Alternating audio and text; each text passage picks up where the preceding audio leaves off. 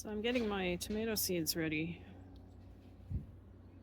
prepared for spring planting. I learned this on YouTube. You take the seeds. I just bought the vine tomatoes from the grocery store. Take the seeds, including if there's any flesh attached, and put them in some water in a jar and let them ferment for about 3 days. So I started this on Monday. Today's Thursday. So I'm going to take these out later today. Separate the seeds from the flesh and put them on a paper towel and let them dry. And then you can store your seeds. It was suggested to store them in a paper envelope. Don't put them in a plastic bag because they'll start to grow mold. Put them in a paper envelope so they breathe. And then they're ready to plant. I start them indoors, and when it's warm enough, then I plant them outdoors.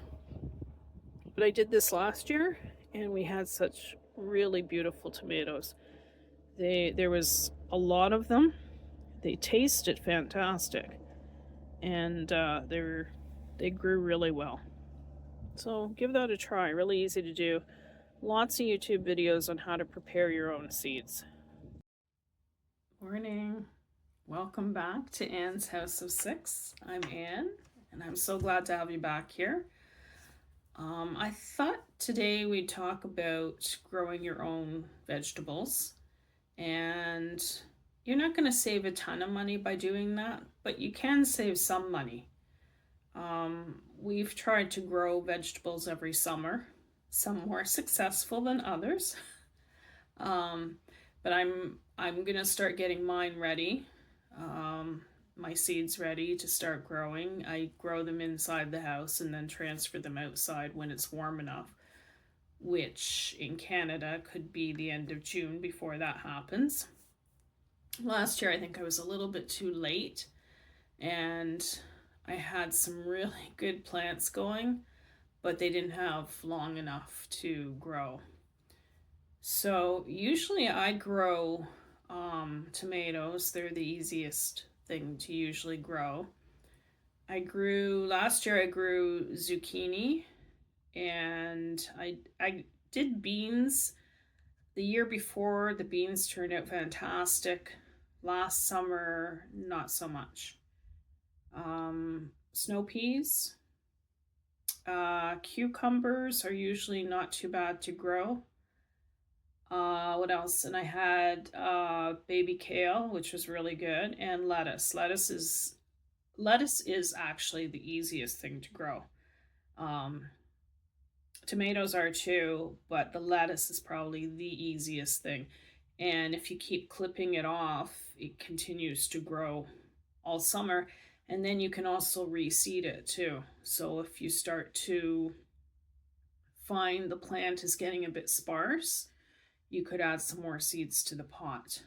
And I do grow my vegetables in pots, in large pots. I'll show them to you in this video.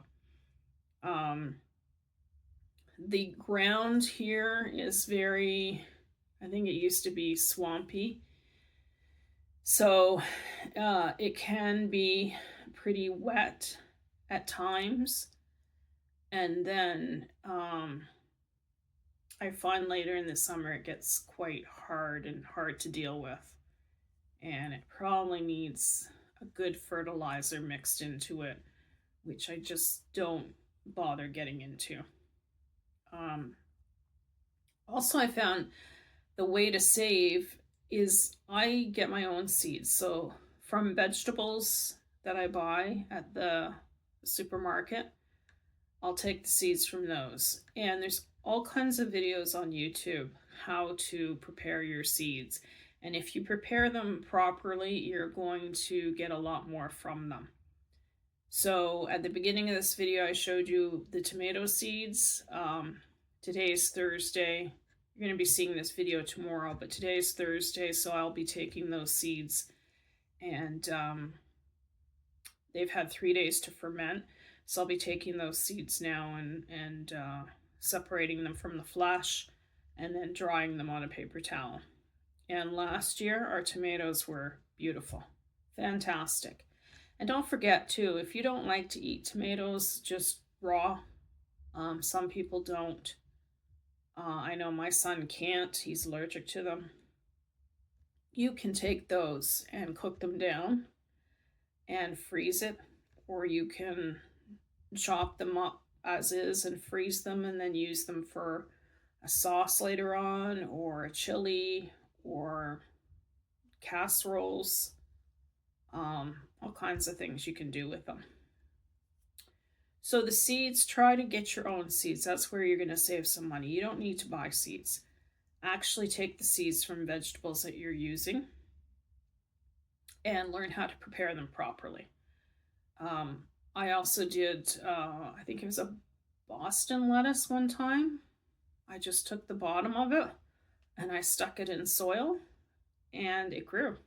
And I had 2 of them and they both kept producing all summer. It was great. So try things like that. Just experiment with different things. Another thing I heard on YouTube to feed your soil is any of your clippings. So your weed clippings, grass clippings, put them in a bucket, put water in, let them soak for about 24 to 48 hours, and then use that water to water your plants. And apparently, I'm going to try it this summer. I've never done it before, so I'm going to try it this summer. I'll let you know how it goes. But that provides some good food for your plants. And then the other thing we grow too, and which you'll see later in this video, is our herbs. We grow herbs every single year. You'll see I'm going to show you that my husband brought home this old tool cart, and we lined it with the black, I don't know what you call it, the black lining that you use to put down in your gardens to prevent the weeds from growing. We lined it with that, filled it with fresh soil, and we grow parsley, rosemary, sage, basil, and we grew spearmint and chives. Chives keep coming up every year. I don't even have to do anything with them. They just keep coming up every single year. What I would like to learn how to do is feeding the soil naturally. What I can make at home to feed the soil naturally. Here goes my throat again. I'm sorry.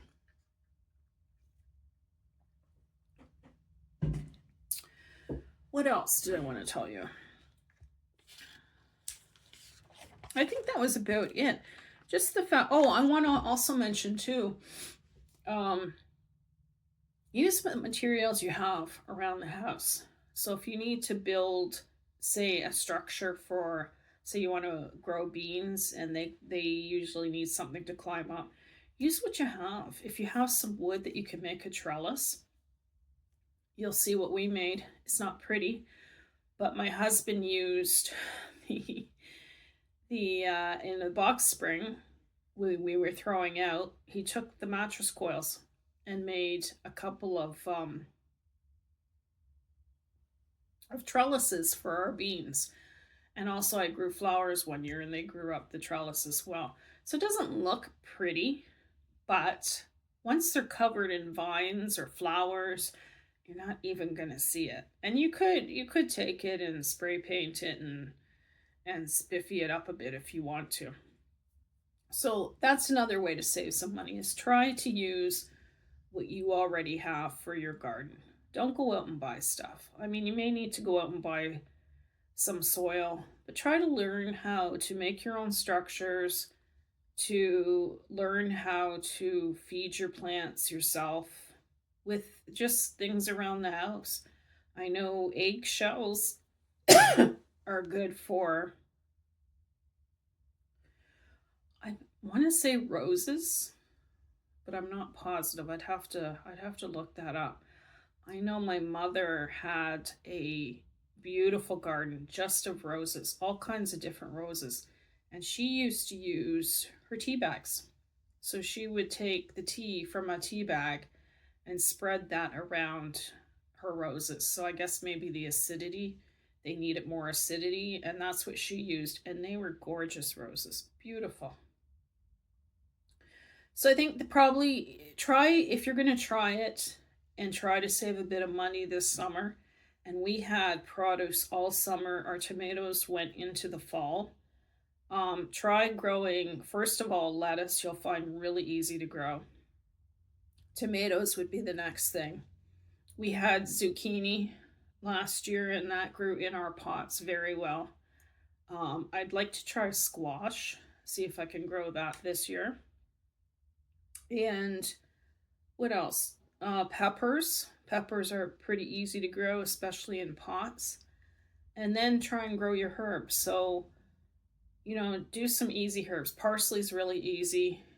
Rosemary grows really well.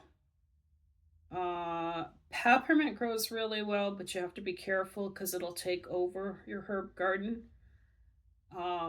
We use peppermint in water, in tea, and I think we even used it in some roast dishes we did as well. But definitely it flavors your water really nicely. Iced tea is perfect for that. Hot tea. We also made a tea just out of the peppermint leaves, and that was really soothing.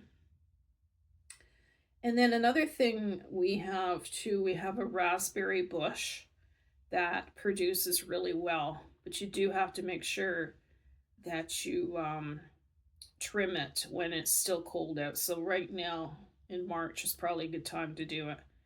My husband trimmed it down really well last spring, and in the summer we got a ton of raspberries, and they were really good. Strawberries is another easy one to grow. We unfortunately lost our strawberry plant because we piled too much snow on top of it when we were shoveling, and it died. So you got to be very careful. You have to protect it, but they grow pretty easily. The first year you may not get many strawberries, but if you keep at it, the second year you'll have a ton of them. And then you can they have little I don't know what you call them, creepers that creep along the ground, and you can take some of those and replant them, or if you have room, just let them creep along the ground and they'll continue producing the strawberries.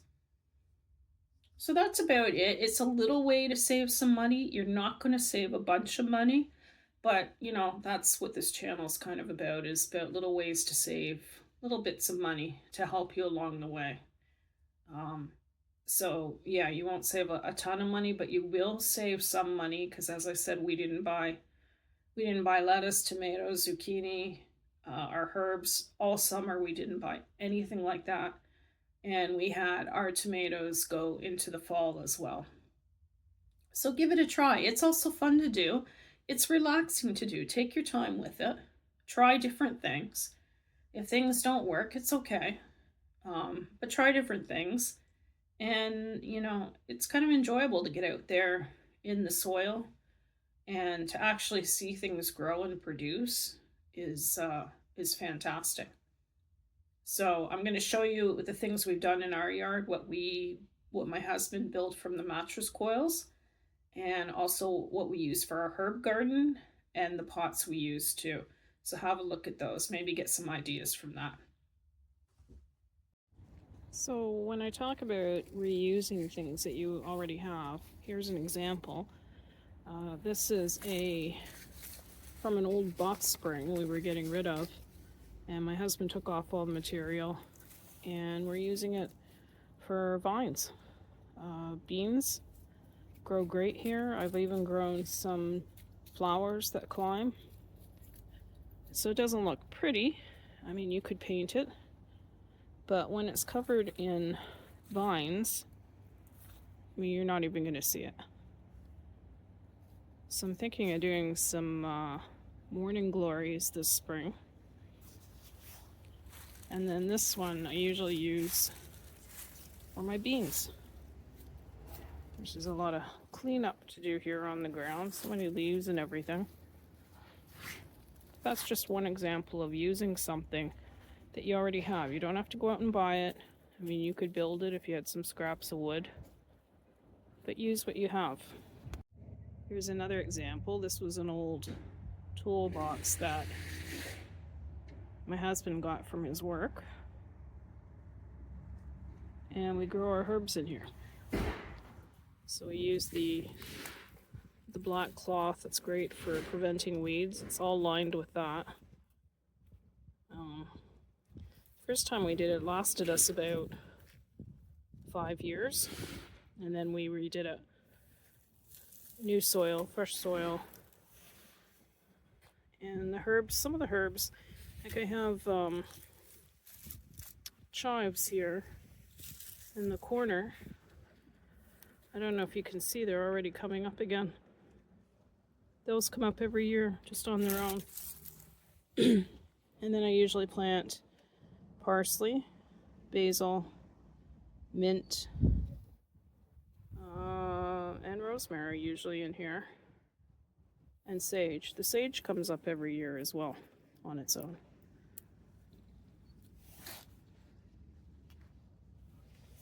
And these are the pots I use. So they're about, what, 2 feet high? 2.5. And I use these every year to do my vegetables. I even have an old wheelbarrow that we're using. So that's our stunning garden with our mattress coils and our big tool cart full of herbs. But they work, and it's kind of fun to see what you can come up with that you have in your home to use, reuse, which is a good thing to do. So as I progress with my garden, I'll show you how it's going and show you what works and what doesn't, and see if I can figure out a natural way to feed the plants. I'll let you know about that, and I'll keep you updated. So happy gardening, give it a try. It might save you a little bit of money over the summer. Who knows? Give it a try.